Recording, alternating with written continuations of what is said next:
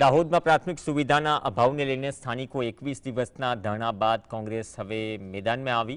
જિલ્લા કોંગ્રેસ પ્રમુખ હર્ષદ નીનામાએ આમરણાંત ઉપવાસ શરૂ કર્યા। નગરપાલિકા અને ભાજપ શાસકોની કામગીરી સામે લોકોમાં રોષ જોવા મળી રહ્યો છે।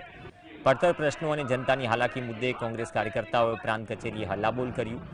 પીવાના પાણીની અછત, બંધ સ્ટ્રીટ લાઇટ, ઉભરાતી ગટરો સહિતના મુદ્દે લોકો પરેશાની વેઠી રહ્યા છે।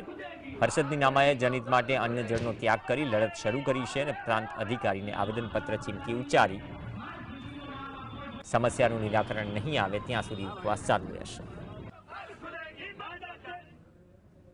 પ્રાથમિક જરૂરિયાતો જે દાહોદ શહેરીજનોની વારંવાર રજૂઆત કરવા છતાં પણ આ લોકો પૂર્ણ નથી કરતા, એટલે છેલ્લા 22 દિવસથી અમે ઉપવાસ પર ઉતર્યા હતા અને હજુ પણ આવનાર દિવસોમાં હું અન્ન અને જળનો ત્યાગ કરીશ દાહોદ શહેરીજનો માટે, દાહોદ જિલ્લાના લોકો માટે કે આ પ્રાથમિક જરૂરિયાતો લોકોની પૂર્ણ કરો।